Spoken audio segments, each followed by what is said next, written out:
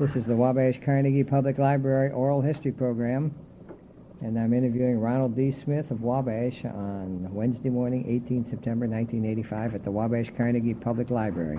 And Ron, the first question I'm going to ask you, tell me a little bit about yourself and about your parents and where you were born and when you were born and where you grew up and all that stuff. Okay, I was born in Marion, Indiana.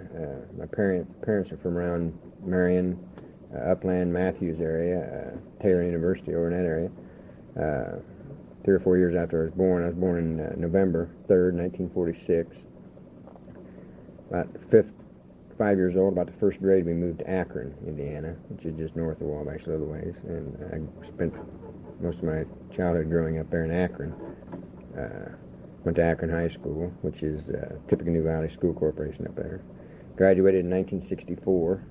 And went to the Air Force in 1964. I was in the Air Force about 3 years before I went to Vietnam. I went to Vietnam my last year in the Air Force. I went to Vietnam in July 4th, 1967. Let's go back and who are your parents on your mother's side of the family and your parents on your father's side of the family, and where were they from, basically? Okay, parents on my mother's side was Reverend Noah Greil from Upland, Indiana. He taught theology and was a Methodist preacher for about 50 years in Upland, taught theology at Taylor University, and family of 14. My mother came from a family of 14 brothers and sisters, which are all still living. Or 16, really. It was 14 living. There's 16 in the family. My dad's parents were Raymond Smith. They were from Matthews, Indiana, my grandparents. Just a few miles away from Upland over there. And did they ever tell you how they met or anything? They went to high school together. There was a little high school between Upland and Matthews. Mom and Dad went to high school together, and Dad played on the basketball team, and Mom was a cheerleader, and that's how they high school sweethearts. Anything unusual in growing up or anything? Did you have brothers and sisters? I had one sister. I have two sisters, but I had one sister that was about 4 years younger than I am. Growing up, no brothers. When I turned 18, after I got out of high school, I had another sister come along. So that was a different time for my father and I. We, which doesn't usually happen, we passed out cigars for my baby sister coming, and I was ready to go into service. In fact, I delayed going into the Air Force 2 weeks until Mom had the baby. Another funny part about that was my mother thought she had a tumor instead of being pregnant, and a good friend of mine that was just graduated from high school a few years before me had done the lab work. They were close friends of our family, done the lab work on my mom and told her that she was pregnant. It just set the whole little town of Akron, just set the whole town kind of in a buzz. And it was quite a deal. Yeah. How old would she be now? She's 21. 21, yeah. That would be unusual. 21. High school days, anything unusual in high school? Or? No, in a good high school.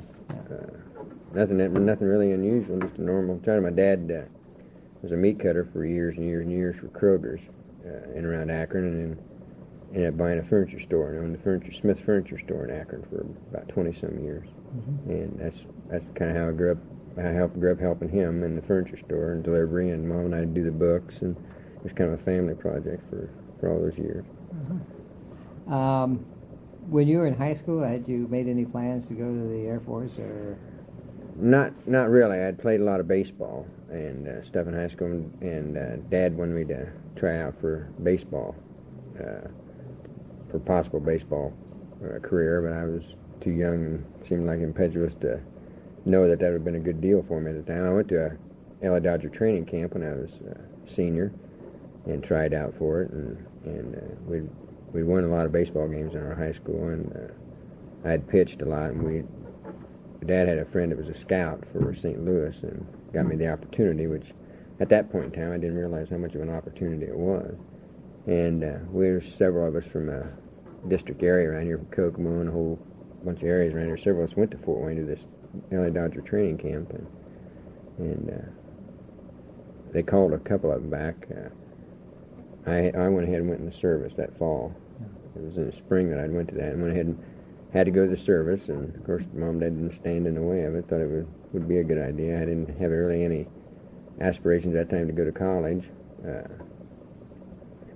Probably should have at that time, but I didn't, and I went ahead and went into the Air Force in the fall. Yeah. Was Vietnam any problem or even acknowledged at that time when you went? Not really. Really wasn't. We really weren't. Media-wise, through the media, we really weren't in tune with it that much at that time. Or at least I hadn't thought about it too much. Once I got in the service, a year or two after I was in the service, we heard a lot of vibes about it. But the big buildup came about the time I went over there, really. Well, what was your service career? Where did you go and where did you train and what did you do? And I went to San Antonio first, in Lackland Air Force Base. Lackland was a boot camp, and then I went to at San Antonio, and then I went to Amarillo for about 3 months after boot camp. I had 3 months of I was in computer supply. Trained there at Amarillo for that, and then I went to Craig Field in Selma, Alabama. And we used to joke about this. I'd go into this a little more detail. We used to joke about this. When I went from Craig Field, I spent almost 3 years at Craig Field, pretty close to it. It was a pilot training base down in southern Alabama. We really went from one war zone to the other because I left there and went to Vietnam. Well, when I was in Selma, was when all the race riots were going on. And when I first went to Selma, I was just thrown right in the middle of it. Martin Luther King and the race riots and the marches down Highway 80 to Montgomery and all that. That was right past our base, and we just slung into that the whole time I was down there. Had a lot of killings and a lot of KKK activity, and I have a lot of mementos of KKK activities and posters and the burnings of the cross, and 3 or 4 or 5 people got killed within just a short amount of months there. Violet Luoso, I mean, if you remember all that. Yeah, she was from Detroit, as I Right. remember. Yeah. Very good. Yeah. Well, did what was the policy at the air base? Were you to stay off, stay out, get in, on guard or on call? At first it was fairly lax until some of the killings had started, and you could go off base on certain permissions, and normally it was pretty lax, but then you could go off with certain permission from the base commanders down through the ranks, and then it got to where you had to have a special type permission and had to go off in uniform, no other way. And then when it really got into the height of it, you couldn't hardly get off at all. And then they even flew in extra Army patrols. They flew in Army, about 500 MPs. They flew in when they were going to have the major march. They flew in 500 MPs in one night.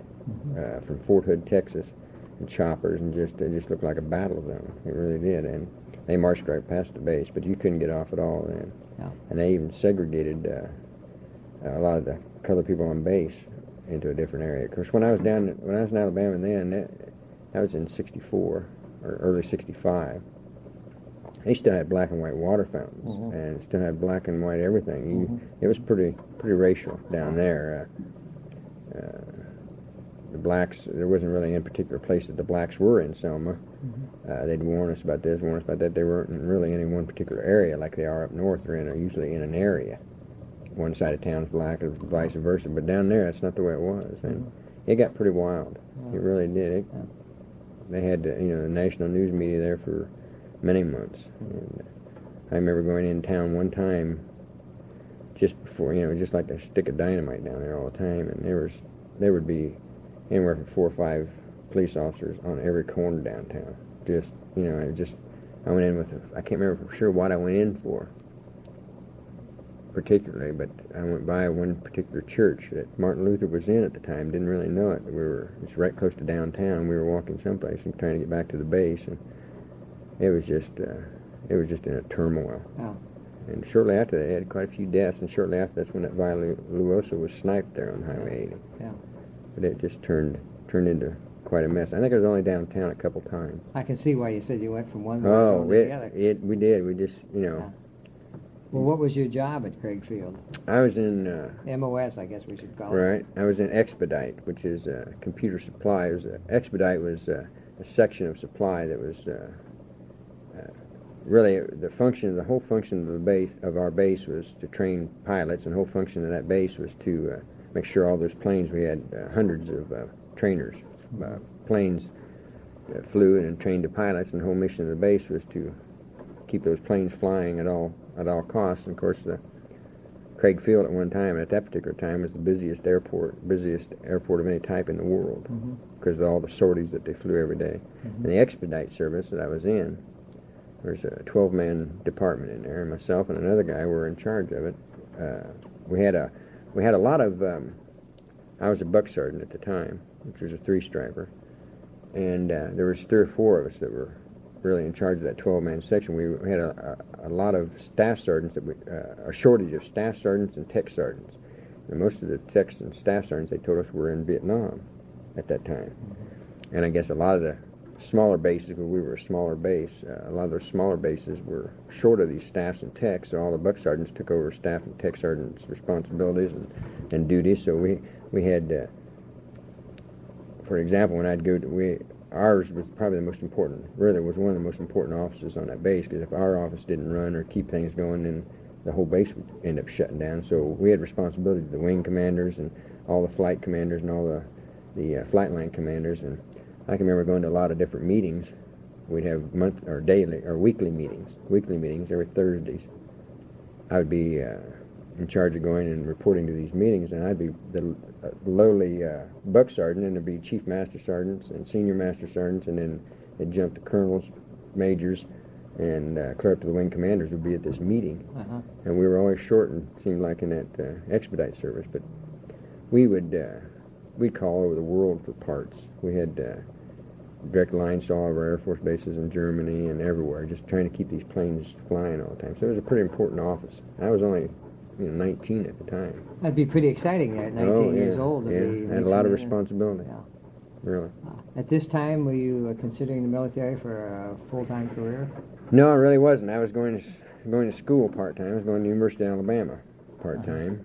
Myself and a bunch of other guys from the base were going to school, and we were going to other schools. You had different levels in your career field. You had 3, 5, 7, and 9 levels, they called them. It was, I can't remember what my number was offhand. It's 4, 5, 5, 3, 0 is the designated MOS, what you're talking about, for computer supply.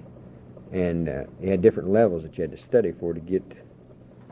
Once you got those different levels, that it didn't necessarily assure you rank, but you had to get those levels to get the proper rank. Like once you got to buck sergeant or staff or tech or master on up in that career field, you had to get to these different levels. So you had to study all the time for. It was kind of spread out over your 4-year tour that you possibly could get to as high as a 7 level or even a 5 level in that 4 years, and then to get up to the 9 level, which is the highest, you'd have to make a career out of it and go on. But I hadn't really at that time. I was studying for that and going to school, and it was a pretty busy time. Working part-time. I worked part-time downtown in Selma. I'd walk down there. What were you doing there? I worked in a big grocery store, or a grocery warehouse. It was one of the first grocery wholesalers in the southeast that was run by computer.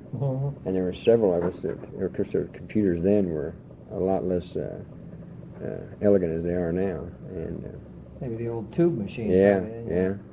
We had IBMs, and we had the Univac 1052s. We brought that in on our base. But downtown, it was a big. I can't think of the name of this wholesale grocery store, but I'd walk down there after work. I worked days, naturally, and get off about 3 or 3:30 every day at the air base, and I'd walk 4 miles or 5 downtown to work till about 2 o'clock. I worked 6 to 2 down there at this wholesale grocery store, and there was 4 or 5 of us from the base that worked in there, and it reminded me a lot of the Wabash produce building down here. It was enormous. It was probably twice that size, but they wholesale groceries out to everywhere in Alabama and places around. And we worked in that computer room, and then I'd come back, walk back after 2 o'clock in the morning, go back to work at 6 at the air base. That and the studies, I worked, I'd go to school 2 nights a week, and then 1 night a week for the service. So I was pretty busy, really. Didn't have much time to do anything else. Well, what happened that they decided to send you to Vietnam? Well, And when was this? I'd spent almost 3 years there, and a lot of guys were beginning to get orders now and then, and you never knew when you were going to get. I don't know how it comes about that you get the orders, for sure. That's the big mystery. Yeah, that's the big mystery, depending on what your MOS is, or depending on what the need is, I think, is what it is in Vietnam. However, once I got there, I realized that that wasn't exactly probably the case, because once I got to Vietnam, there weren't any computers in Vietnam, and all our supply was run by it was all post system. It was all a hand job, like it was when I first got to Alabama. So really wasn't that much need for a computer supply deal. But I'd been there almost 3 years, and I thought, well, I'll probably end up finishing my tour out here, because they hadn't got to me yet. Yeah. And they'd gotten to a lot of guys, and myself and several good friends of mine had been there almost 3 years together. And then I got my orders in April of '67 for Vietnam, and took the whole month of June off prior to it. I left, I think, the 30th day of May or something like that to come When home. was your enlistment going to be up? It'd be up in October of '68. Yeah. Okay. So I got about 15 months, roughly. right. So I got about what I ended up getting was about a 3-month early out when I Yeah. did. But I got my orders in April, left on May 30th, I think it was the first day of June. Spent a month at home. Yeah. But you knew you were going to Vietnam. Oh yeah. Yeah. Yeah. Was the civilian population recognizing that there was a problem in Vietnam, that they were killing people and everything like that? At that time, in the small town that I was from, we had quite a large amount of people going to Vietnam. Kids that I grew up with, for that small of a city or town, it's about the size of the Fountain, I think. It's about almost the size of it. We'd had quite a number of kids going to Vietnam from there. When I got home, I'd learned that there were several guys in Vietnam that I had grown up with and knew, and like 8 or 10, which was quite a lot at that point in time. They ended up being more from that little burg. But they were beginning to realize the buildup in Vietnam was really on its way at that point in time. I think it started, the first part of '67. The buildup was tremendous. I don't know how many they shipped in the year of '66 and '67. I think they shipped like 500 to 800,000. Yeah. Hardcore troops and support troops and everything. They really built it up, close to 1 million in a year and a half. So it was beginning to get a lot of news media attention at that point in time. But I hadn't heard that much altogether. Just war stories of guys coming back, and everything. What'd you do on leave then, when you had the 30 days and you went to Akron? As least as possible. At least, yeah. I didn't know what to expect. The apprehension grew as I was there. I didn't know quite what to expect. You never know. You don't know. I knew that I would probably have it a little easier since I was being in the Air Force, and I would be a support troop. I didn't know how far away I'd be from any action, or how far away from any particular thing. Of course, Mom, Dad, and I went over different maps. We got to Vietnam to look at where I would be, and suddenly started watching things a little more for that month just to see what we could learn about it. And Had your father been in service? my dad was in World War II. World War II, yeah. He was in the Navy. He was in a lot of battles. He was in eight or nine major campaigns in the Pacific before he was 20. Yeah. He was under Bohalsing and Nimitz in all the major battles. Did they take you to the airport then when you left? Yeah, I went. And what was it like? Your sisters were probably there? My sister and my girlfriend. I was engaged to be married to a girl, a high school sweetheart, and engaged to be married for about 3 years. I think I'd been at the time I was in the service. The whole time I was in the service. Went to Fort Wayne. I had a lengthy layover. I was supposed to lay over in Chicago most of the day, and then I flew out from Chicago to Seattle, or SeaTac, Seattle Tacoma Airport. But I had to fly out early in the morning. I remember 4th of July. 4th of July. 4th of July. Quite a day. Flew out early in the morning from Fort Wayne, and I waited most of the day in Chicago, waiting to get the flight in the afternoon to Seattle. And once I got to Seattle, the flight wasn't too bad from Chicago to Seattle. Once I got to Seattle, we waited and changed planes at Seattle SeaTac, and Lackland Air Force Base is just a short distance from there, and that's where I came back into. But before I left, we flew out of Seattle, flew to Anchorage, Alaska. On civilian or military? Civilian at that time. Okay. All military personnel, or? All military personnel. Yeah, but you're flying civilian. Flying civilian. Okay. Over and back we did both. All right. And we flew from Seattle to Anchorage. Just flew in there at night. We only stopped for just a matter of minutes at Anchorage, Alaska. And then flew from Anchorage to Tokyo, Japan, and back down to Cameron Bay. We landed right at Cameron Bay. You landed at Cameron Bay. Now, was this all enlisted men or officer enlisted men? Officers mixed? and enlisted, yeah, mixed. No women? No women. Stewardess on the plane? Yeah. They feed you? Yeah, we had stewardesses. It's quite a lengthy ride. Yeah. I can remember the ride back more than I can the ride over. I think the ride over, I don't know, I never forget that landing, we had a small, of course it's all Greek to you, it's all new to you when you land, and I can remember landing off the plane at Cameron, and just a small little area where you get off on, deboarding. It's not like an international airport, it's just a small flight line area. I mean, the flight lines and everything we had over there were pretty good size, but the landing area where you came off of wasn't very big. It was just an open, not a tent, but a Quonset area type deal, and got off the plane, and I heard shells and what I thought was bombings. I didn't know what it was at that point in time. The minute I got off, they were pounding the mountains across the bay. That little bay that sit across from us, from Cameron Bay, they had a lot of Rock Marines over there and Green Berets over in that area, and they were pounding that mountain. When I first got out, I didn't know what to expect. I didn't know what was going on. And we had 70-some F-4s, Phantoms, F-4 Phantom Air Force at that time. It was the fastest plane the Air Force had. We had about 75, I think, of those on our base, and they were running sorties all night and all night. First week or so that I was there, it was just, that's all you heard was the bombings and the shellings and the planes just rifling up down the runways, and just, after a while you don't even hear it. You kind of tune it out. You don't even know it's there. You wonder why it quit, but it really hasn't quit. You're just getting used to hearing all this stuff. What was your first reaction as to the smell of Vietnam? The smell. The whole smell I smelled in Vietnam, the whole time I was there, was, that's it. It just smelled like, no plumbing, no running water, no nothing. But the whole smell I smelled was of marijuana almost all the time.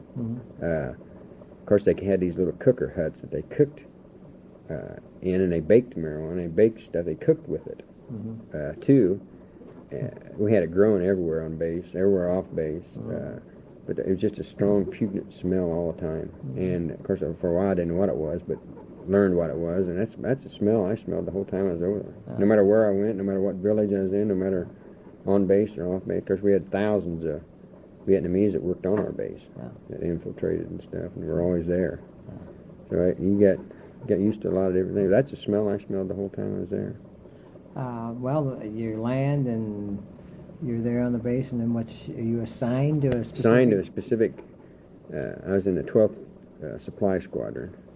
We had several tactical squadrons. You had on bases in the Air Force bases in the United States, you'd have different commands. I was on ATC, which is kind of a lax command. It's Air Training Command. And you have SAC, which is Strategic Air Command. All your bombers are in it, and all your support groups for the bombers. And then you have TAC, which is Tactical Air Command, and all your fighter squadrons and stuff are in those commands, and several other types of commands in the States. But over there we were under PACAF, which is Pacific Air Command, and you had all these different commands in one base. And we had TAC, SAC, except ATC. We wouldn't have ATC because it was just an air training command to train pilots. But when I was at Cameron Bay, we had 5 or 6 fighter squadrons, several C-130 outfit squadrons that flew all over Vietnam, and then you had several different commands within one, and then all the support groups, which I was a support group, supplied to that. And we supplied all those fighter squadrons and all the other different types of squadrons. We had many big construction outfit squadrons, triple nickel, 555 construction outfit, communication squadrons, and just a collage of a lot of different ones that would normally not be together on a regular Air Force base in the States. Were all thrown together in Vietnam. I mean, it's just a different type of a need over there. There's a lot of people over in that area, in that general area, Air Force, Army. There's probably 400,000 or 500,000 in that peninsula area. And what were your quarters like, and so forth? Quarters. They assigned you to quarters of some kind, I'm sure. Yeah, they're just a tent. Yeah. It's a wooden floor job, a tent top, tent sides. That's all it was, tent over sand. We were right below a pretty good-sized mountain that had a missile site on the mountain. It was an Army missile site. We lived below that Army missile site on base. But it was just a tent. It was all it was, a canvas tent. Was it sandbagged for? Yeah, we had sandbags, about, 3,000 or 4,000 sandbags around. We have to replace those just every few months. We'd have to replace those by hand. We did everything to our squadron, to our tents, and to everything else. We did all that ourselves. We worked 16 hours a day, 7 days a week. No days off unless you got to get a 3-day pass now and then. And then, of course, we had an R&R later on in the year. But we worked 16 hours a day, 7 days a week. And then the extra stuff we had to do to our tents, or there was 8-man tents. Or we called them hooches, what they were.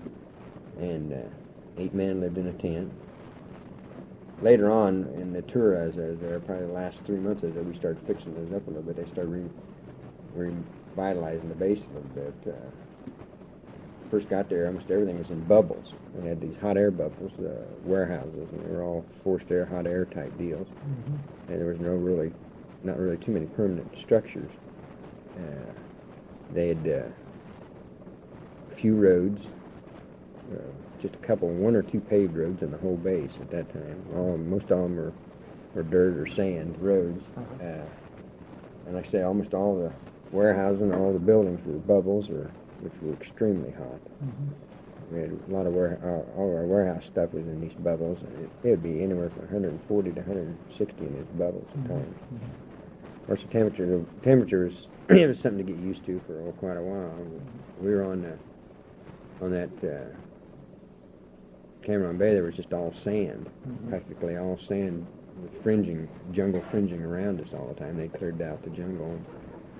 It was real hot on that sandbar. It really was. Tremendously hot. Were there any villages close by? Sioux Chin was close. To your area. Right. We had 2 on base, small ones that they'd kept. One on the peninsula that I was on was so enormous it was hard to imagine how big this Cameron Bay Peninsula was. We were right at the bottleneck, right up by the mainland, and there was a base in a village right off the base onto the mainland, and then one right on the mainland, and then there was one between us and the Army. Clear down at the other end of the Cameron Bay was a deep water port depot, and it had 50 transportation companies, Army. Just be like having 50 brown trucking companies, is what it'd be like. And the ships come in and out of there, deep water ports, and brought a lot of supplies, and then they'd travel from that far end, clear up through the peninsula to where we were. We were clear up by the bottleneck, the airbase was, and then off on, and then just fan out off through the countryside. Are you close to the strip itself for your warehouse and everything? Yeah, we were right next to the flight line. Oh. We had 2 10,000-foot runways. Made of landing mats, concrete? Part of it, when we first got there, we had 1 10,000-foot runway, concrete, and one that was partially under construction. And they had so much trouble in the shifting sand on that base to make these runways. And all the different aprons and all the different things that go with it. They had a lot of PPC pads down, which are to drive over. I flew over a lot of those, but they had a lot of those down to begin with. And then they figured out a way. They couldn't figure out how to pour the cement on the sand because it would shift so much, and it ended up cracking, breaking, and upheaving. So what they ended up doing was making forms out of the sand that was already there, down deep. And turned that into the concrete, which made it more stable runways. And they ended up having 2 10,000-foot runways. Of course, the ocean was on each. South China Sea was on one side, and then the bay was on the other side. And they run east and west, 10,000 foot both ways. And that made a pretty nice airfield after that. The major airfield then, after they got it figured out how to do it. What is your specific job then? My specific job at that time was in the 12th Supply Squadron. I was in the BMO, is what they called it. It was the Base Equipment Office. We issued almost everything that the pilots used.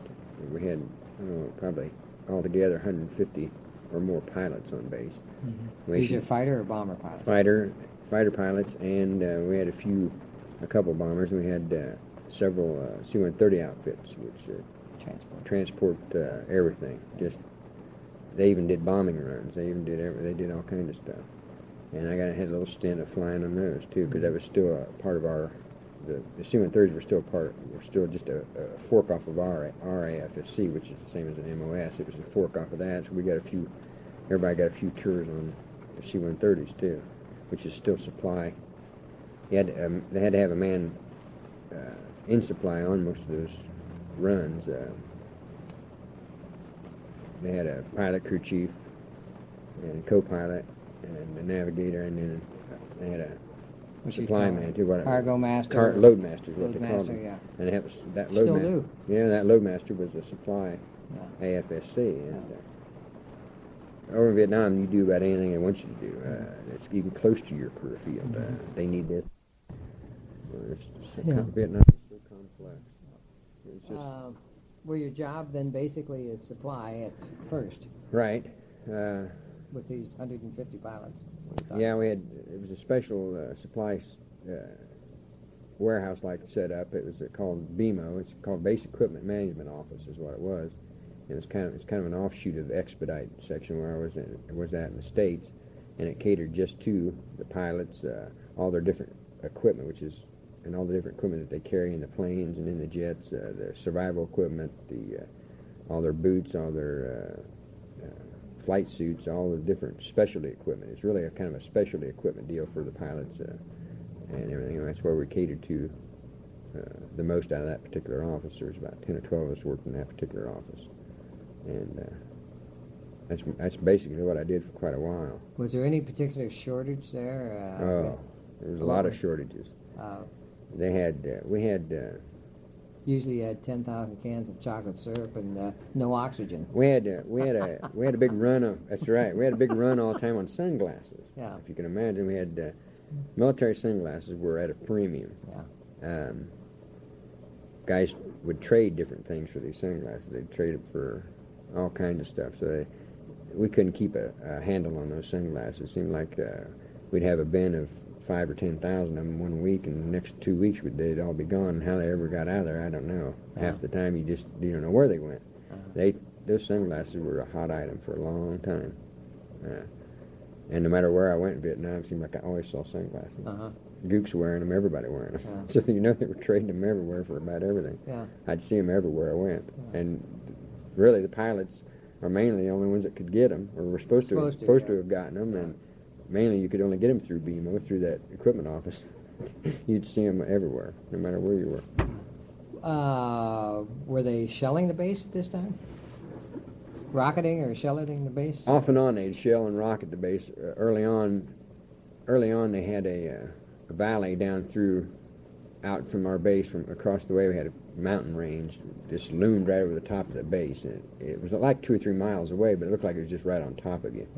In that area, in that valley, in behind there, they'd get in that valley now and then, and they'd throw rockets in on the base, and at first, and they kept them out there most of the time, but they didn't for a long time.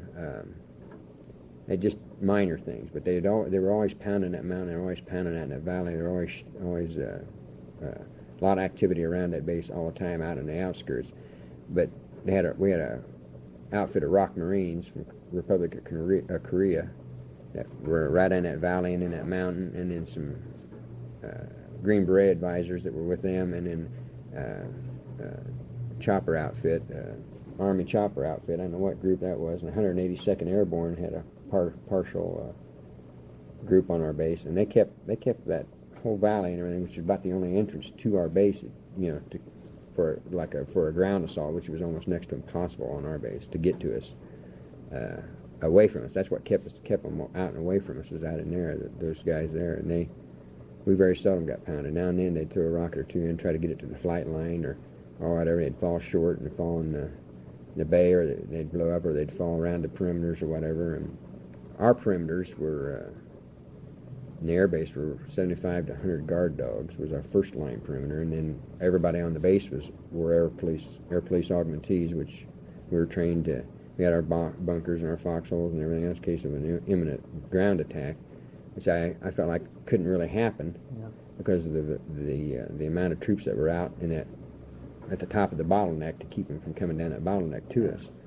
They'd have a lot of skirmishes out there, and you'd go to off base to the villages and stuff. You could see where they had a lot of skirmishes, and you could hear them during the night all through that valley out there, and it was just right on top of us. Puff would fly over the C-47s and just strafe all night long. You know they were having some ground attacks out there, but that Rock Marines and all that kept all that from coming down that bottleneck to us. Mm-hmm. And part of the 182nd Airborne and part of the 4th Infantry, and had minor bases there that would help the Rock Marines. But the Rock Marines took care of pretty much all of it. They were pretty tough. You're looking, you're just protecting that area there. Basically, they're not doing any offensive. No, they weren't doing any offensive push. They were really just stationed there to protect that bottleneck. Because they're all together on the island or the peninsula itself. There's probably 300,000 or 400,000 support troops in the Army and the Air Force, and the Navy was even there too. They even had small boats there. But they were primarily there to keep anything from coming into that peninsula, because it was a tremendous supply vital link to the whole southeast Asia part, the whole part. The three biggest were Saigon and Benoit area, and Cameron, and then on up to Da Nang. Mm-hmm. And they had a few gaps in between it, but Cameron Bay furnished most of everything to the mid part of South Vietnam. Mm-hmm. Through that. We didn't really get attacked till later on in the year, severely, several months in a row during Tet, first Tet. You were still on the base then when Tet? Yeah. Tet of '68. Yeah. Yeah. Okay. Your career is going along. You're still buck sergeant, or they? Right. And you're acting in supply, and then what happens? So you're there for several months. Several months, and then they want several of us out of the. They take several out of the BMO area, and several out of the regular supply 12th Supply Squadron. I really didn't even know how many were in that 12th Supply Squadron. It was so big, but because I was in the little area of the BMO, and it was specialized, and they took a lot of them out of the Supply Squadron, and then they took a couple of us out of the BMO to fly in Loadmaster here and there. I did that for about seemed like an eternity, but it wasn't that long. Mm-hmm. But anything's an eternity over there. Yeah. 2 or 3 months at the most. Where would you go with the C-130s? Gosh, we went everywhere. We went to we'd make low-level drops at so many different airports, or so many different fields: Dak To, Hill 881, Anke, Pleiku. A lot of the other sister planes that were in our outfit are in that C-130 outfit. I'm trying to think of the name. I'm trying to think of the number of the C-130 outfit, and I can't think of it.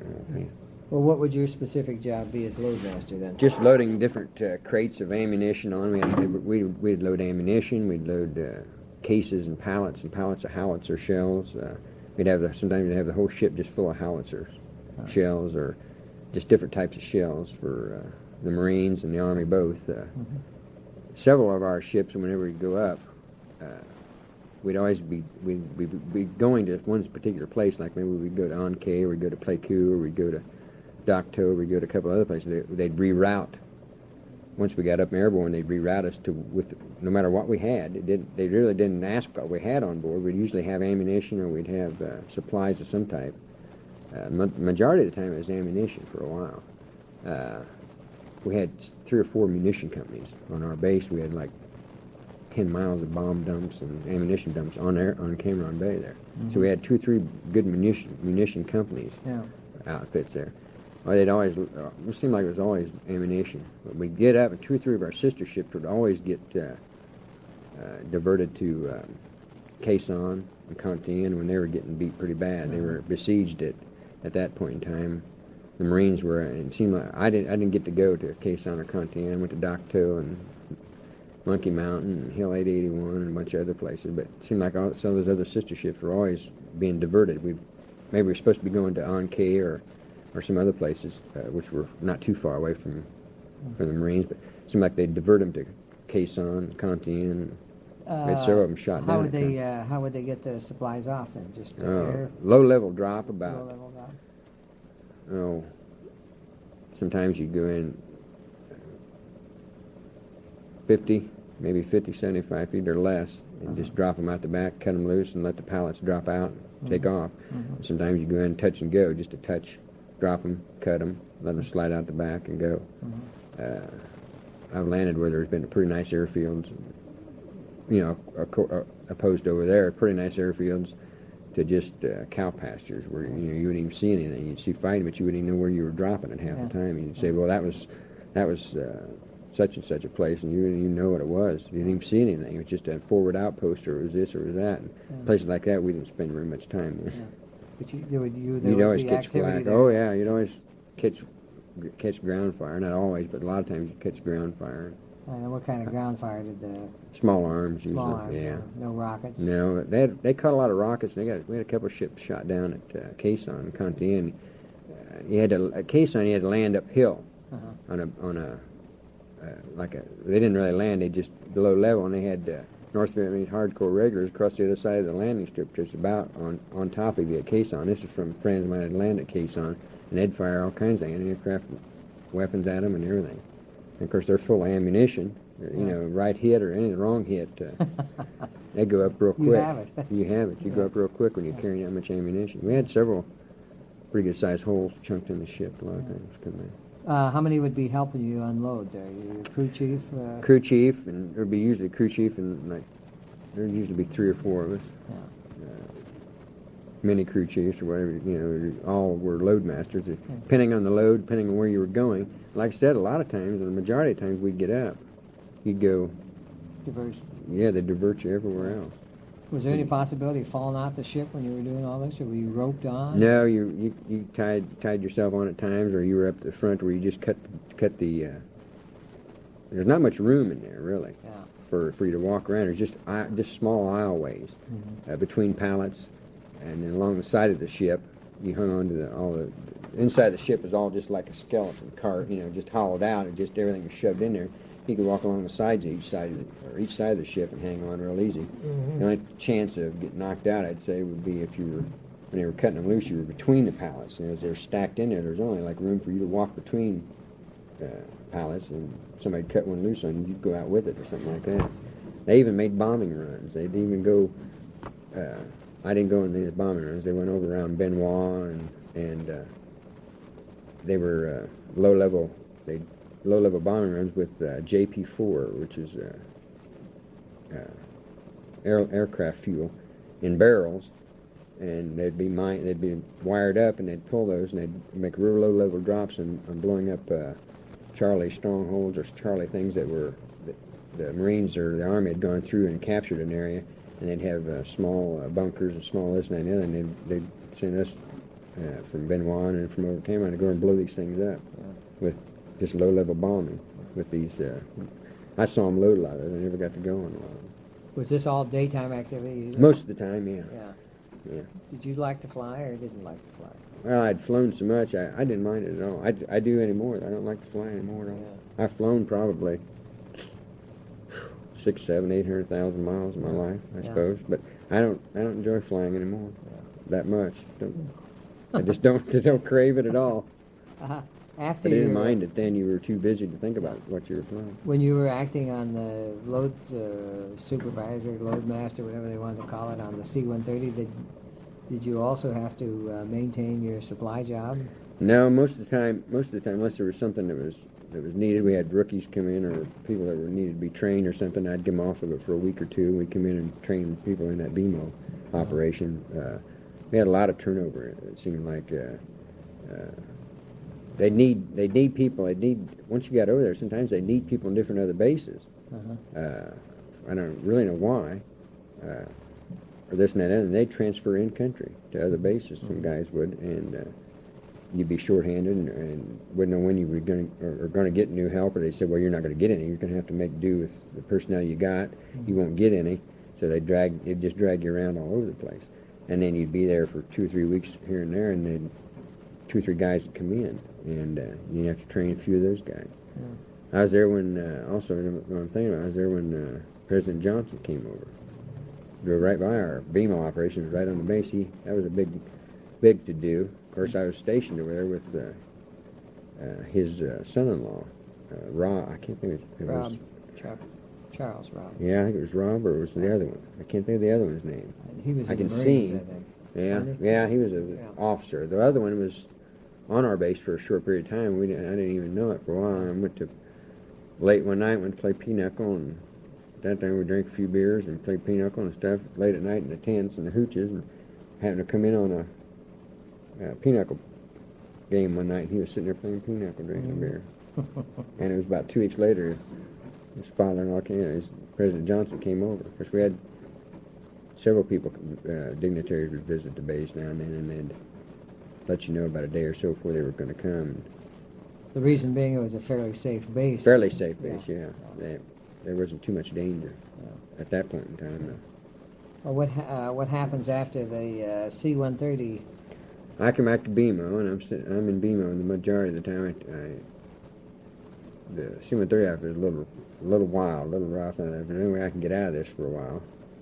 And it got pretty hairy, and at that point they were diverting everybody to Quezon and Conti, and we were having them shot down right and left, and so they put a few more rookies on it, and I was getting to be a veteran. I had about 7 or 8 months in country or longer, so I shipped back to BMO and stayed there the rest of the time out, majority of the time. Did you have to stay at any of the other bases where you were out, or not? I went to several different times. We went on excursions to Phan Rang, which is down the coast from us, out the one road. I think it was Highway 1, if I'm not mistaken. Yep. Highway 1. Yeah. We'd come down Highway 1 to Phan Rang, which is just another air base, just south of it. We had F-100s and some Australian troops there. We'd take supplies down to them, specialty supplies for their pilots. It seemed like they had a trouble getting certain items for their pilots and this, that, and the other. We had a pretty good abundance. Phan Rang was a lot smaller than we were.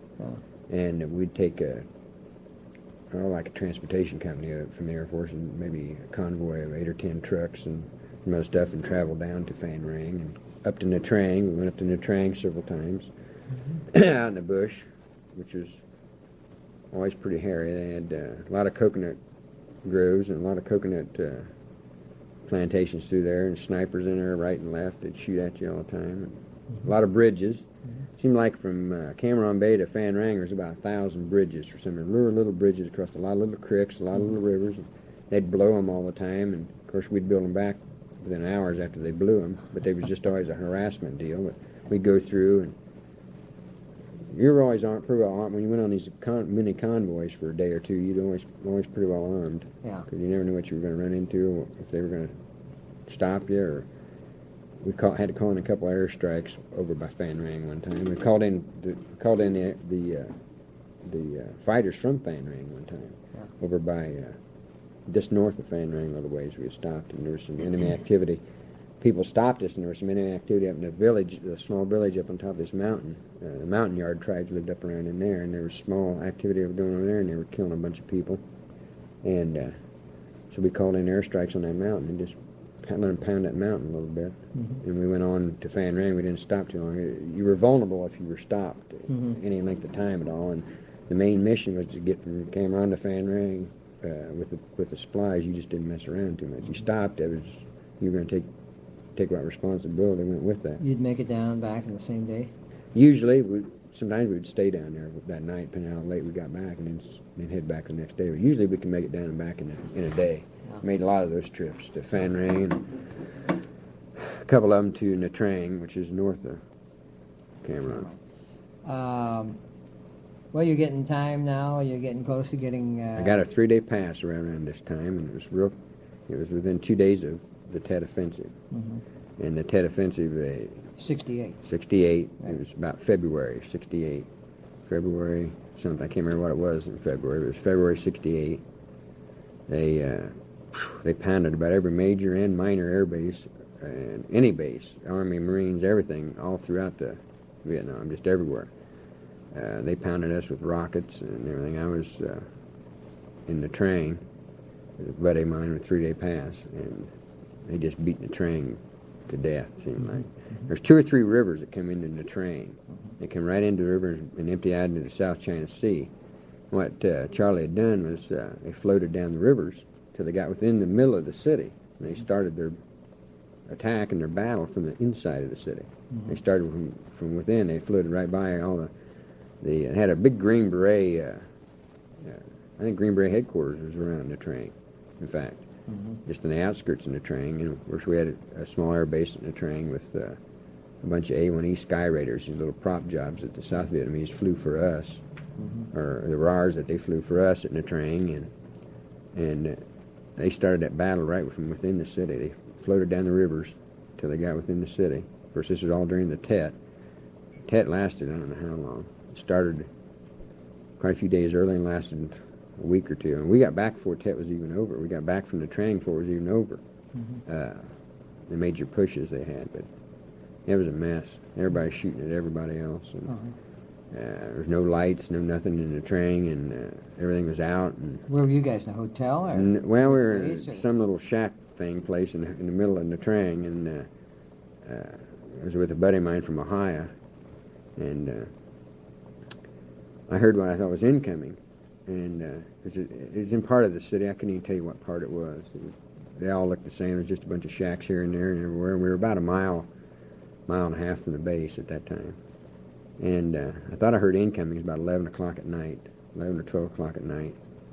And it landed, first mortar round landed probably from here to the street from us. And the minute it hit, I knew, I thought it was, yards, I thought it was incoming. And we grabbed everything, guns and everything, took off and made it back to that base. That was probably the longest time I'd ever spent, was that mile and a half back to that base in the dark, and everybody's shooting at you. And we were really like crossed Wabash from where the main fighting was going on, but there was zappers and infiltrators all through that city shooting. And of course, the South Vietnamese regulars were all over the different corners, throughout the city, and they'd shoot at anything that moved. And we finally made it back to the base, and they had base had got pounded pretty good, and there were zapper squads all over that base, and it had blown up a bunch of the A-1E Sky Raiders. They'd blown up half of those when we got back, and we flew out the next morning early on some choppers and got back to Cameron Bay.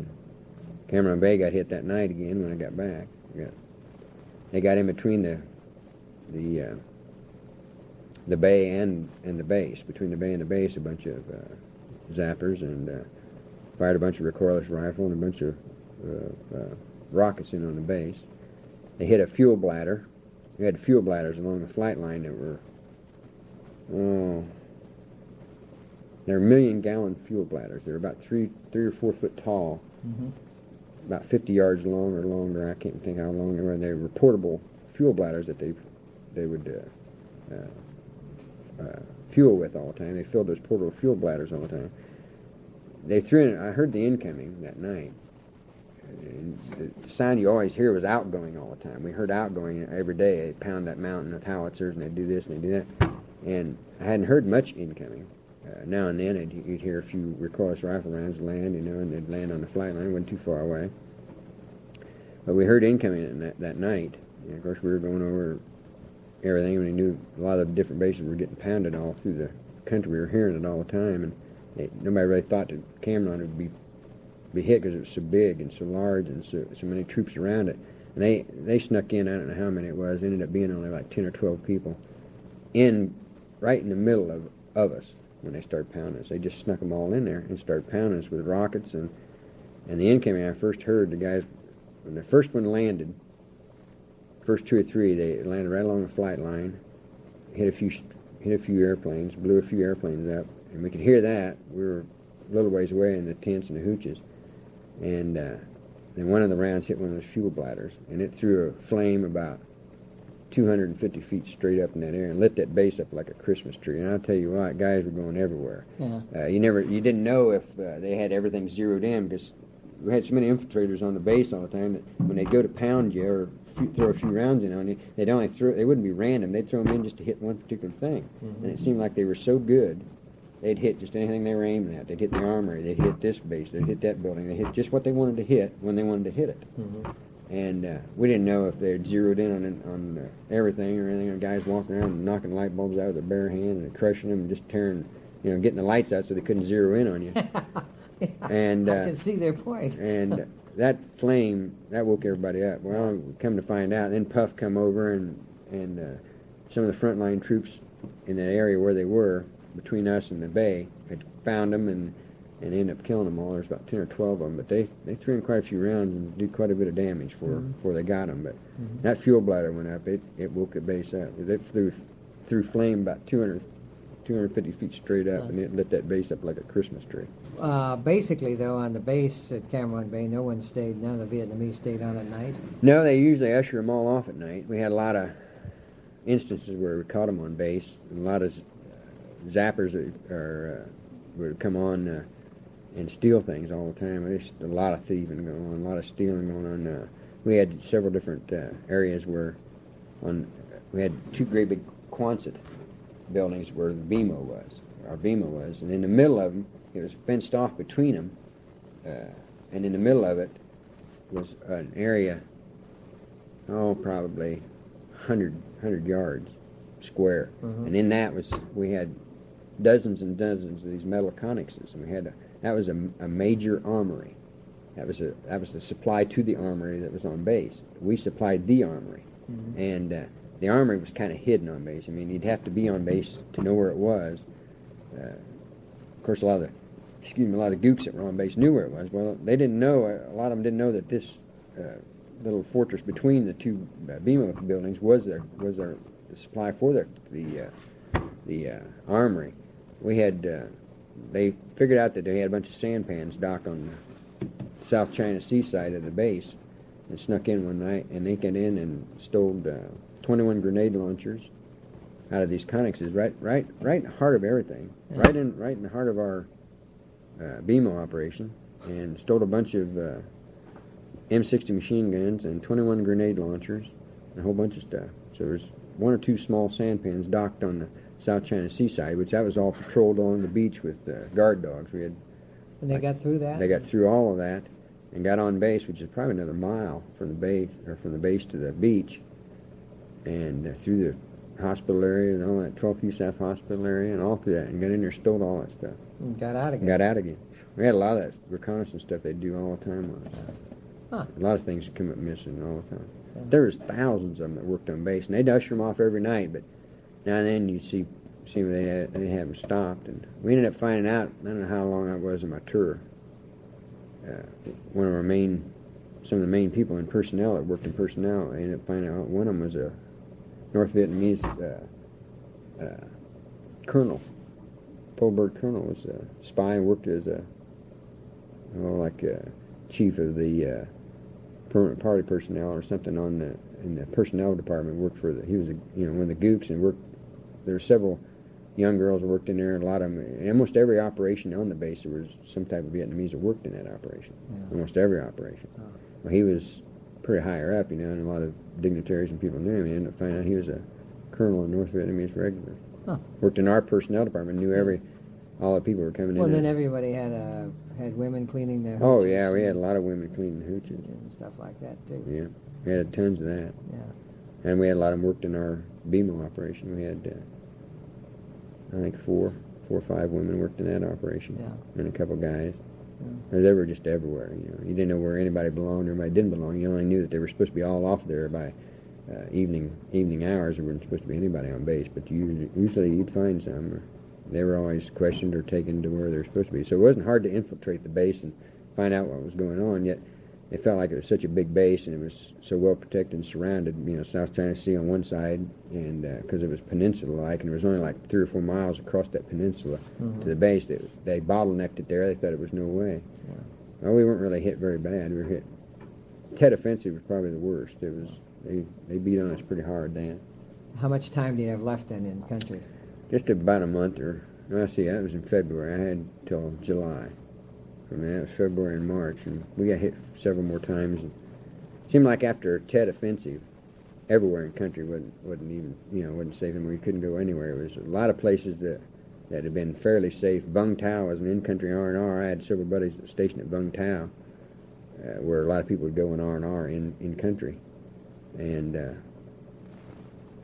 seemed like nowhere was safe anymore. I mean, they had so many different factions spread out through the whole country whether they be small or whether they be large factions, they were still could create and did a lot of, what they were good at was guerrilla warfare. They just hit and run, hit and run, hit and run all the time.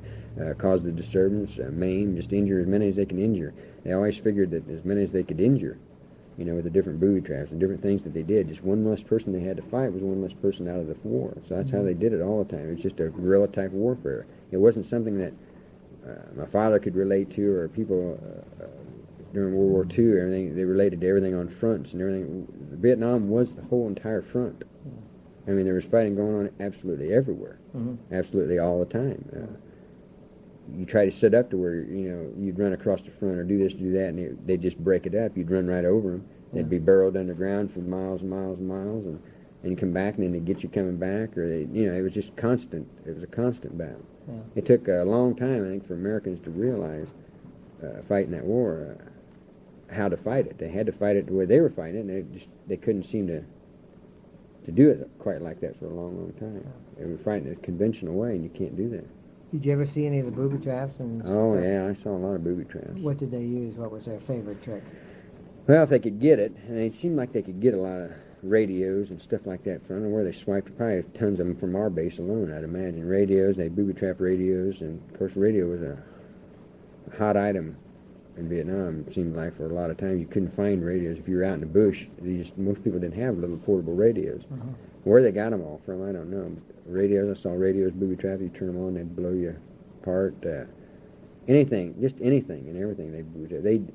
They always made us in their trash or things you throw away on the base, because they seemed like they got the majority of the stuff, they'd get it from major bases, it seemed like, because they had a lot of excess trash they'd throw away. They'd make anything out of anything. You throw away boots.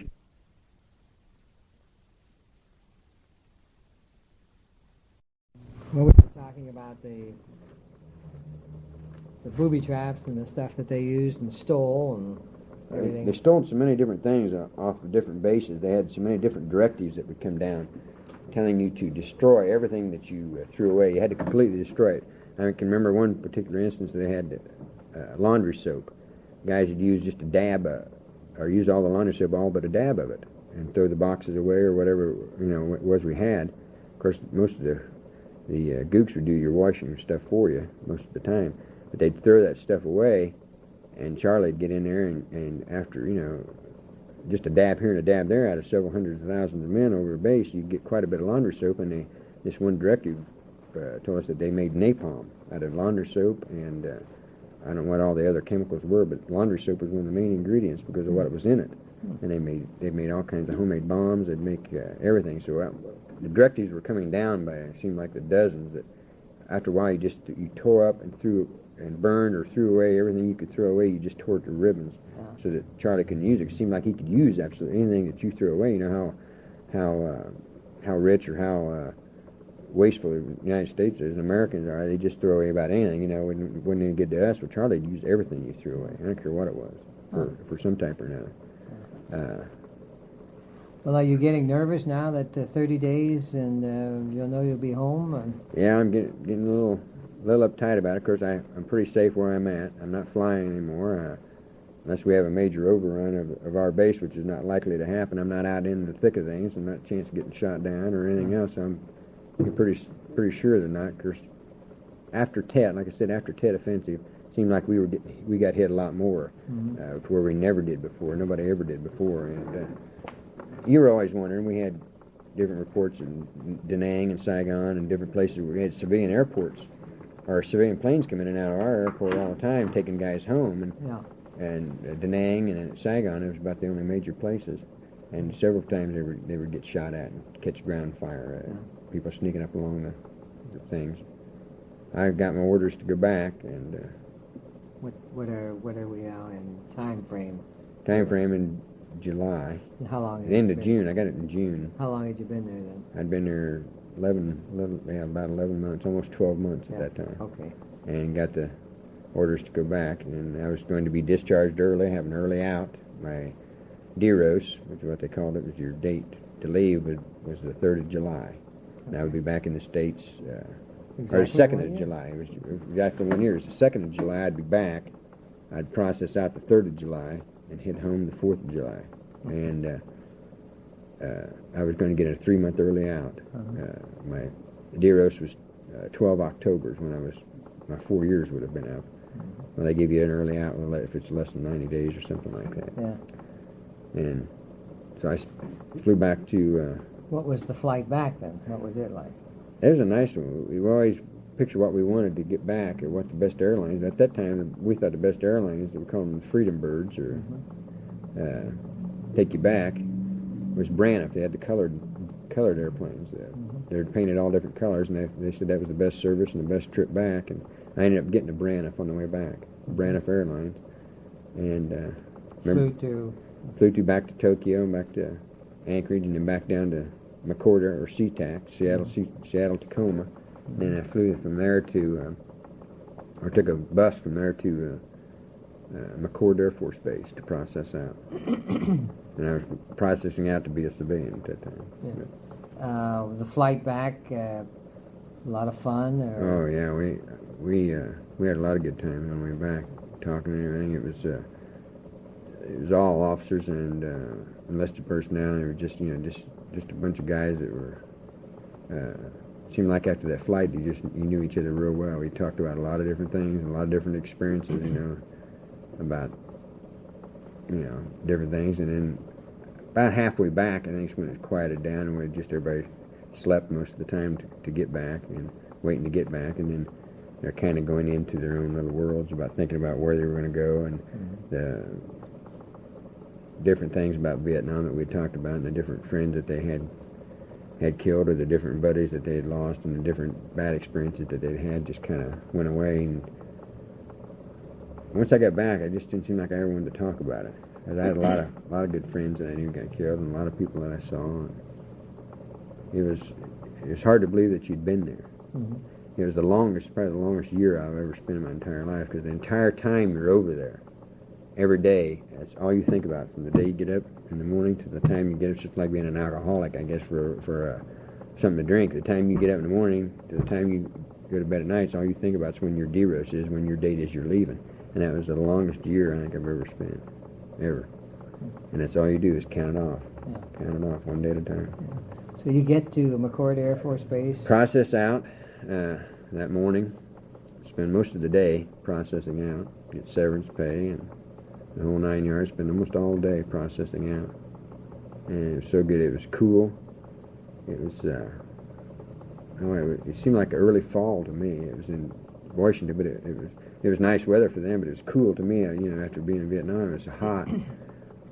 Temperature in Vietnam would be 110, 115, 111 on that sandbar or longer all the time. And it seemed real cool to us, but it was real nice. Trees again, grass. I hadn't seen grass for just a couple times in a year. Yeah. Just the simplest of things that I used to think about when I was over there. The woods and the different seasons and just seeing animals and birds and trees and things again. You could see them, and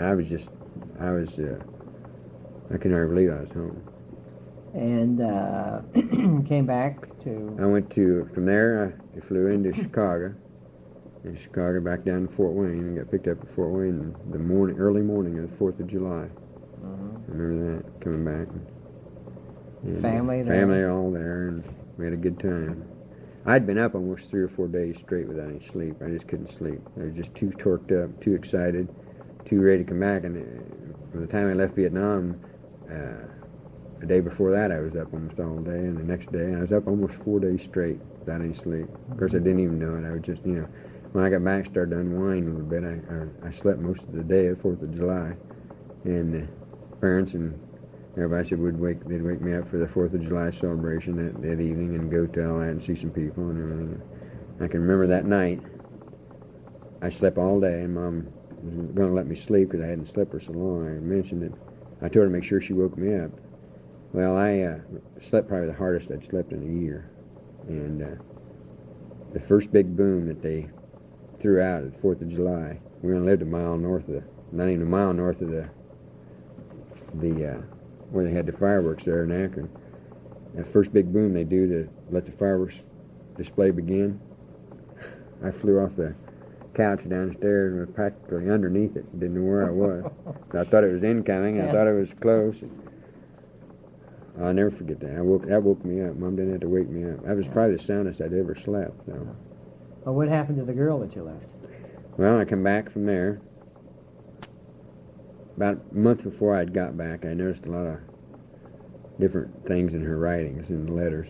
I noticed there was things that something was going on, something was wrong in the relationship. She'd hung in there all this time. She'd lived with my mom and dad off and on half the time. You know, our families were real close. And she ended up going out with a guy or something before I got back, and I didn't know it. When I got back, I had a lot of friends that told me that she'd been out and dating around on me, messing around on me, which hadn't really been the case. She just went out of loneliness is what it was. But things got messed up, and I heard two different stories and believed friends that I probably shouldn't have believed at that point in time. And about a month later, we ended up totally breaking up. And she, I carried the torch for her for a long time, long time. Because I was my high school sweetheart, and I had been for years and years and years. Mm-hmm.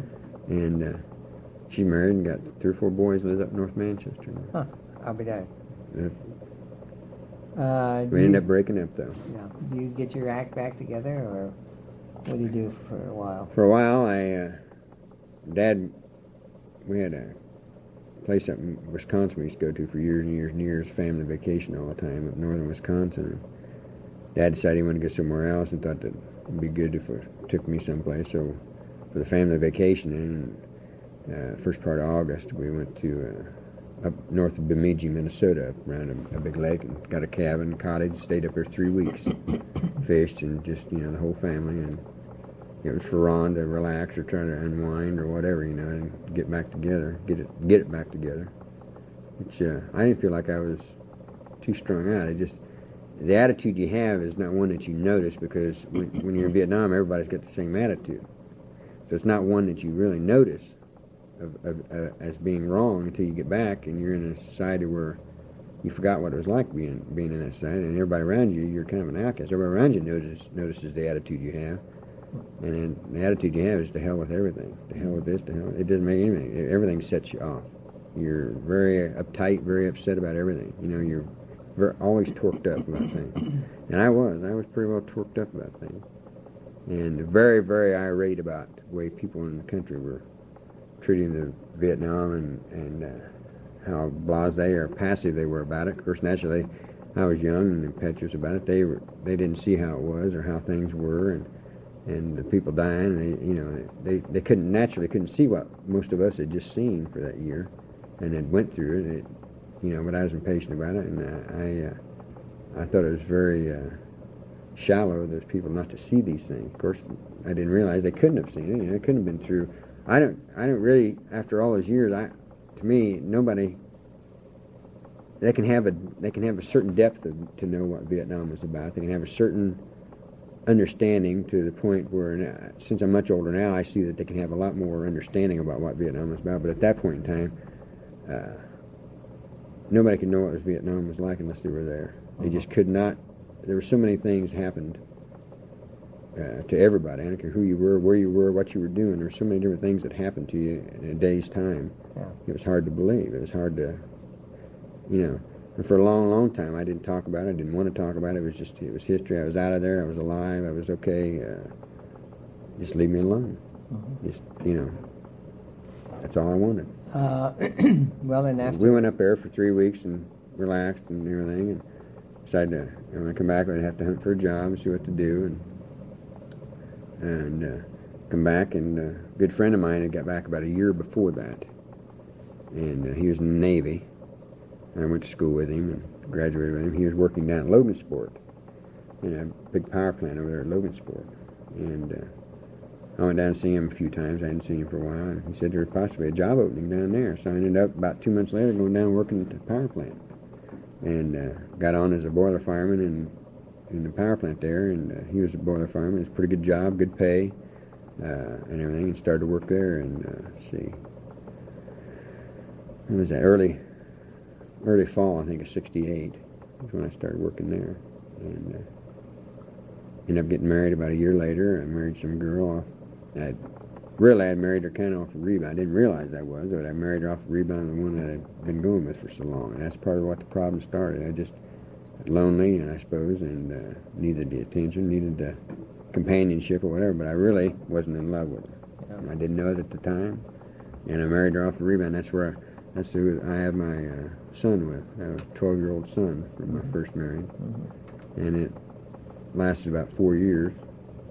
See, well, about 6 years, only 5 years, I think, altogether. I stayed there till 74, the early part of 74, and got divorced and went back home from Logansport. So I was there from 68 to 74 in Logansport, the power plant. Came back home for a short period of time, just a couple of months, and interviewed. Came down here, Wabash, and I think it was October of 74. Interviewed. There's 2 of us who were hired out of about 80 guys. Interviewed for the police job, and I've been Wabash ever since. Good. Police officer. Good. Now we're going to talk about some other stuff that relates to Vietnam. Okay. Did you think your training was adequate before you left? Yes, we had quite a bit of training. Really, I thought it was as adequate as it could be for where we were being sent and for what was happening. We were made aware of a lot of things before we left that didn't really have much meaning to us at the particular time, and of course when we got over there I think we absorbed more of it than what we really realized, but a lot of it didn't make sense to us, or what they were talking about or what was about to befall upon us. We didn't really realize that, and once we got over there we had more training while we were over there too, about different things, and it didn't take very long when you were first over there. It didn't take you long at all for all of it to start falling into place and the whole picture come about. But no, I think the training was pretty well adequate at times for support troops. Were you conscious of any protest either in the Air Force or outside, or about Vietnam? I mean, we'd heard some of it. It seemed like I heard more about the protests after, or was aware of it more after Martin Luther King was killed and Kennedy was killed. It seemed like I heard about it more when they were killed, or in and around after that time. It seemed like it's the time. That's what I relate to anyway. I can remember hearing about that, and then for several periods of time after, there were a lot of protests about Vietnam and a lot about what. And then Mom would write me different things and send me different clippings from the Fort Wayne paper about Vietnam. It was pretty hyped up at that point in time, and just the different battles that were going on throughout Vietnam and the different things that people were saying. So I got a pretty good idea what was going on from Mom. how about blacks? Were there any blacks in your outfit? Yeah, there were several. I can remember 3 or 4, and then my immediate supervisor about the last 4 or 5 months was a tech sergeant, was black. Came from I can't remember where it was. He came from the United States, but he was black. Immediate BMO supervisor at that point was black. What the relations between the blacks and whites, you would say? They weren't too bad. I know they were different out in the field in places. I talked to guys that were out in the field, and I know at times they were different in the field. Under fire, under stress, there was a lot of problems. Yeah. And I didn't personally go through it and see it, but I know of a lot of problems. How about drugs? Now we talked. You said the place A lot of drugs. reeked of marijuana all the time. Yeah, there's a lot of drugs on base all the time. I had several friends that were hooked on a lot of drugs, a lot of different kinds, a lot of opium, a lot of strong marijuana. And that's the first time and the only time I ever tried marijuana. I tried marijuana in Vietnam just briefly, and that's the first and only time. And I saw what it had done to a lot of friends of mine. They were torqued up on some different opium and opium-laced pot and some different acids that they were getting on. But drugs were very, very prevalent all through Vietnam. No matter where I was, you could get about anything you wanted. It grew outside of our shower room. We had an open bay shower type thing. It was all cold showers, just cold water, and Of course, it was 110, so it didn't It didn't make any difference. We were glad to have the water, because for a long time we didn't have running water like that, and that's the only place we had the running water. We didn't have running water in the tents or anything. We just had that shower, but it grew outside there all around that building. Mm-hmm. Grew wild. Mm-hmm. Grew 10 or 15 feet high. There wasn't any place you couldn't go in Vietnam and not see marijuana, smell it, or get it. Yeah. You could pick it anywhere you wanted to. Yeah. And I had a lot of good friends get really screwed up on drugs. And, Well, it was available and it was cheap. it was cheap, available everywhere and all the time, and it was an easy out. And in those kind of conditions, those kind of circumstances in Vietnam, I remember hearing about a pretty major drug operation that went on, and it started around Saigon, and they said, I don't think it started around Cam Ranh Bay, but it started around Saigon. They were sewing drugs into dead bodies and shipping back and coming into San Francisco. I had a good friend of mine that was a mortician at that point in time. Worked in San Francisco around that area and was in the Army. And he was right in the middle. He wasn't involved, but he was right in the middle of the area where they were bringing them back, and they dinged a bunch of people for it. They had found just tons of illegal drugs being sewed up in American dead bodies and shipped back, and then they take them out before they ship them across country. And I heard about that a lot. As far as drugs, just personally available, we had a lot. Of course, alcohol was plenty accessible. Oh yeah, cheap. alcohol was. Everybody had their quota and their allotment, and drinking was excess. Yeah. What was your quota in your base troops there? Oh boy. Hard alcohol. It seems like hard alcohol was 10 bottles a month. It seemed like it was 10. You had your ration cards that you had to have punched. Of course, a lot of guys didn't drink, and I didn't drink hard liquor very much. I drank a lot. At that time, I drank a lot of beer. Most everybody drank just tons of beer, but a lot of guys were really hooked on the hard alcohol too, and they'd get each other's ration cards, and so there wasn't any way you were ever going to run dry. If one guy didn't drink and two guys didn't drink, another guy would drink it up for you. It didn't make any difference. They'd trade ration cards all the time. It seemed like it was, 10 bottles a month, hard liquor. Yeah, and beer all the time. All the beer you could could consume, Yeah. and Cold? God knows our hooch consumed a few of them. Was it cold? Most of the time, no. Yeah. Most of the time it wasn't, but Supply has a way of figuring out everything to do. So we had several liquid oxygen plants, and we'd get metal garbage cans and throw cases of beer and fill metal garbage cans and throw liquid oxygen on it and be cold in about 30 seconds. We had several different ways of getting around these things. Yeah. We cut 50-gallon drums. We'd wash them out good and flush them out good and cut 50-gallon drums in two, make grills out of them. And when we could trade for this and trade for that and get a steak here and there. And every now and then we got steaks from places. We'd trade for that. And probably wear all the sunglasses. Yeah. I was thinking the same thing. We'd get a few steaks, and it was just survival of the fittest is what it was. How about R&R? R&R.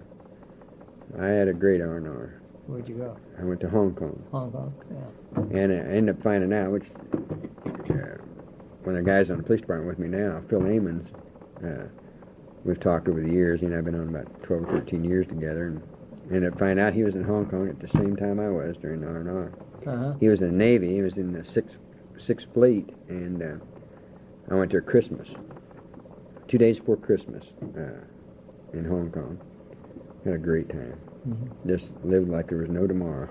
I lived for 1 solid week, just like it might be your last one. And the ratio was $4 to 1. It was 4 Hong Kong dollars to R1. I think I had $1,000 or $1,500 American dollars transferred into 4 to 1, and everything over there was so cheap. I mean, you guys just went nuts over there. And we lived we were in civilian clothes. All the R&Rs from there was a pretty good sized Mecca at that point for R&R troops from Vietnam. But all the fleets that came in at Christmas, we had a Merchant Marine fleet, a British fleet, part of the Sixth Fleet, several other fleets in the Hong Kong harbor. All those sailors, I think, had to stay in uniform. So you could see who all they were. Of course, everybody knew who we were. We were short haircut and everything. He just thought you were hiding in civilian clothes. Yeah.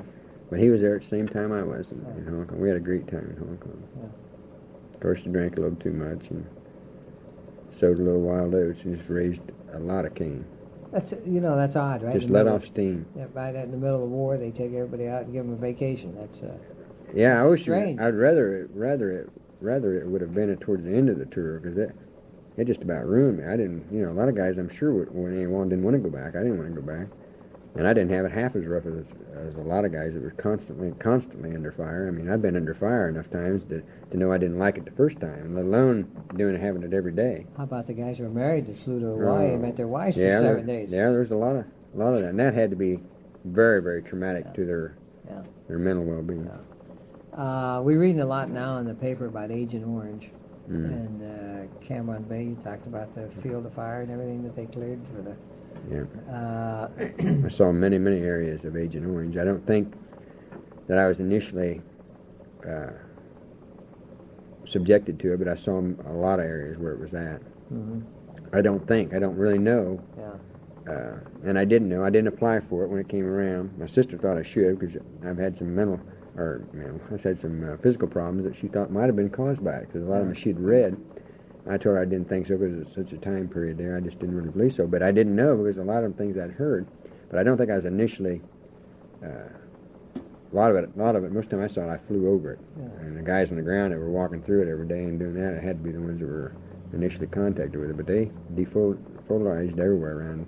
All the, I've seen just total mountainsides completely gone.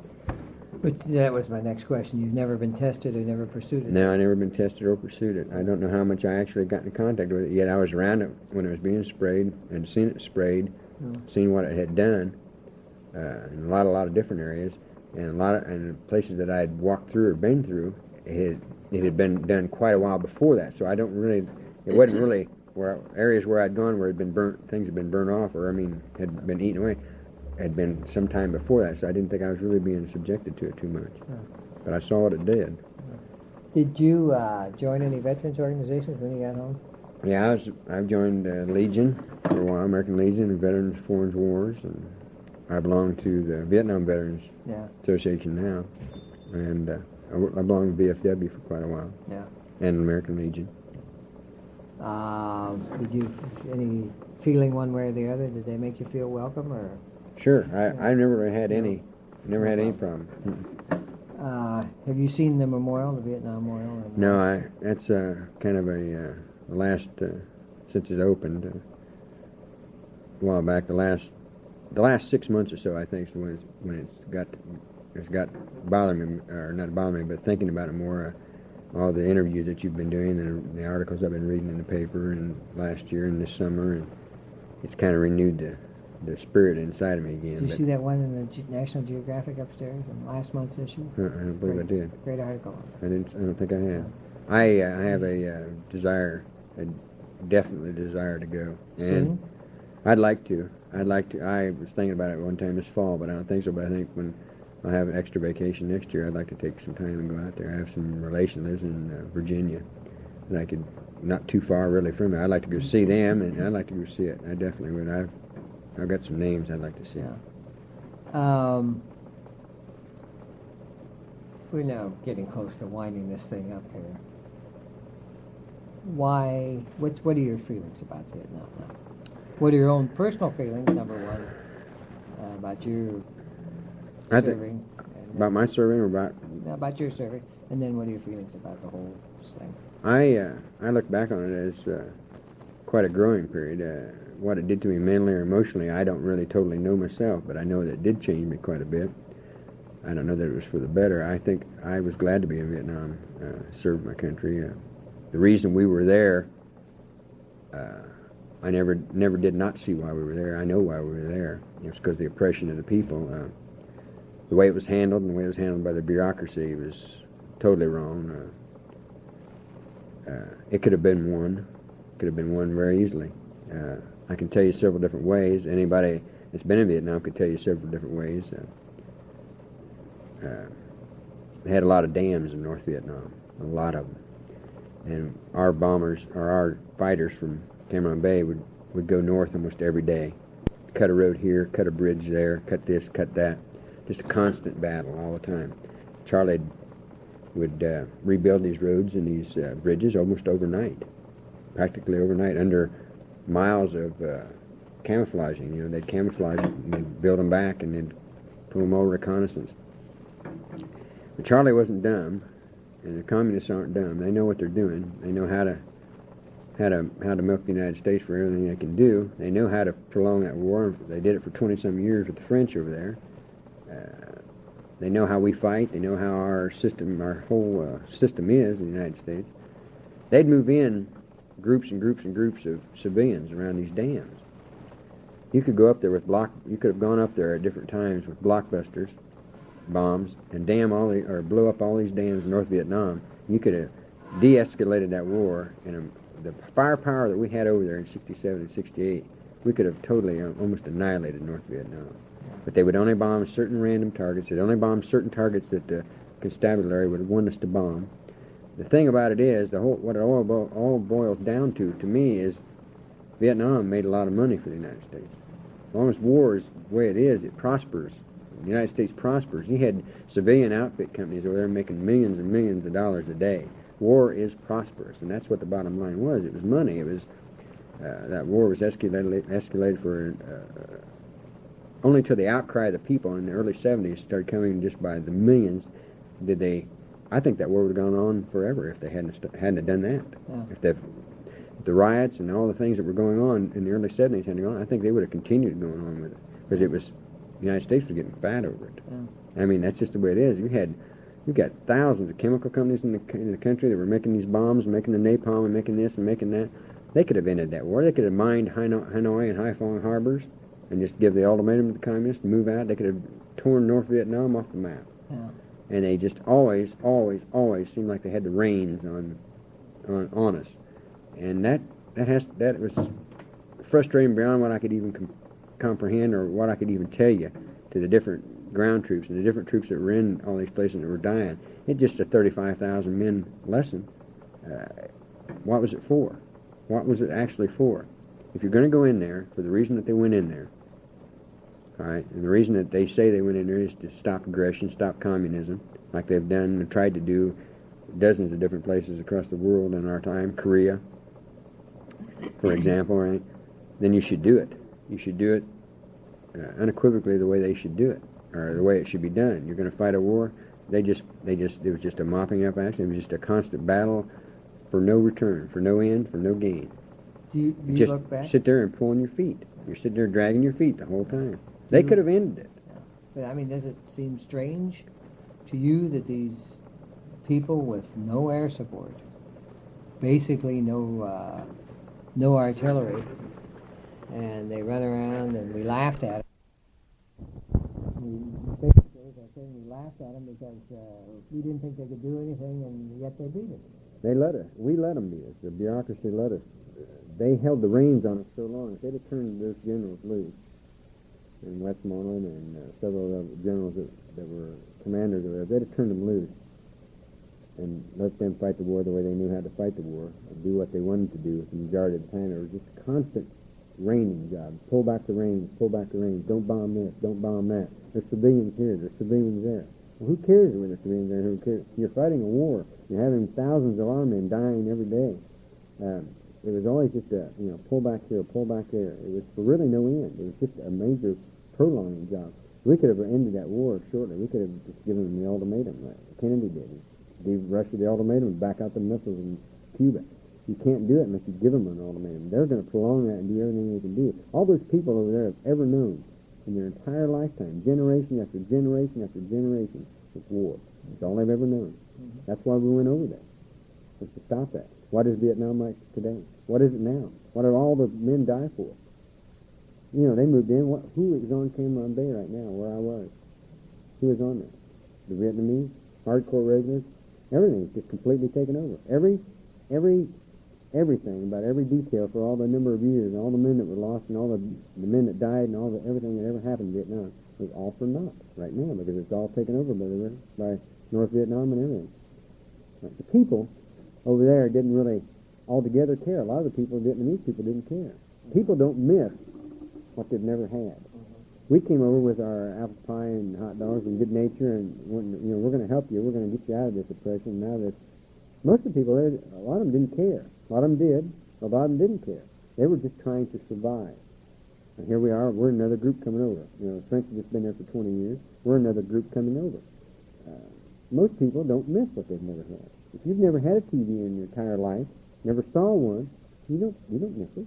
We miss it because we've had everything. Yeah. We know what everything is. They don't. They didn't miss it. We could have ended that war. You know, people say we couldn't have ended that war. The generals and the politicians back there said, we couldn't have ended it. We couldn't do this. We couldn't do that. No, we could have. We could have ended it real quick. Should we pay reparations or rebuild the country or whatever they're suggesting now, like we did in Germany or Japan? Why not? I don't.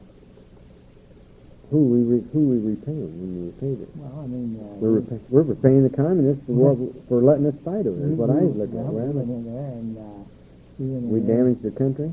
Spent billions of dollars helping the South. Now, should we help the unified country or not?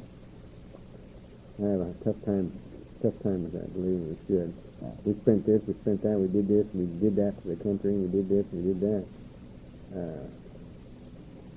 I think the philosophy that they're using is that hey, you help destroy this place, I'll help us build it back up like you did in I think they ought Japan. to. I think they ought to just write to Hanoi and let Hanoi help them. Yeah. Hope Hanoi helped tear up. I wonder if Hanoi's going to do the same thing. I don't know. If Hanoi would do the same thing, maybe we ought to. But I would say no. Yeah. Little fact known about Cameron Bay. I'll tell you that quick. Cameron Bay was built. The majority of Cameron Bay was built with black market materials that they bought from Red China. Yeah. Communist country that they built our own air base with. Wouldn't surprise me. Wouldn't surprise me a bit. Millions of dollars all the time. I don't think that we should. I don't really think that we should at all. I don't think that, we should have, we destroyed the country for a long, long period of time. Mm-hmm. We did. There's no doubt about it. I wonder what the French did for 20 years that they destroyed. I wonder if they paid back. If they could pay us back for the 35,000 men that we lost and all the ramifications that have come about from that, I can't even think of all the ramifications of that. It scarred our country beyond belief. And who's going to pay us? The same people that are going to pay back the families and the different Holocaust that we live with every day about Vietnam in our own country. You're asking the same people to pay back a country that's 13,000 miles away for what we come over to try to help. Don't you think? I think we've paid our debt. Don't you think the benefit of Vietnam is we're seeing that we won't get involved in it? I don't think we will get involved in lives. We're not going to get involved in that. Because I think it tripled the benefit that we learned from it. Yeah. Tripled from Korea. Korea was about almost the same type of a deal, but I think it was so much more. Everybody was so much more in tune with Vietnam about it that the media was tremendous where it probably wouldn't have been in Korea. We're not going to get involved in Central America. I don't believe so. Mm-hmm. I don't believe the that's people. the one lesson we learned. Yeah. I don't believe the people will let it happen again. So, what was bad, it really has a good side to it. Sure has. Anything else, Ron, you want to put on? I don't believe. I want to thank you I appreciate it. taking your time. I didn't think I'd want We to. missed it the first time. That's right. Yeah. I didn't think I'd want to give it. Yeah. I didn't think I'd want to talk. But once I get talking, I can't. Most of the people that I talk to say that this is the most I've talked about Vietnam to anybody. This is the most I've talked about Vietnam. Absolutely, to anybody. And I had quite a few reservations about doing it. And the only reason I think I did was because so many guys had done it. And even before this started this morning, I didn't want to very bad. But Thanks. I appreciate it. I appreciate it very much. Yeah. George Dingleby.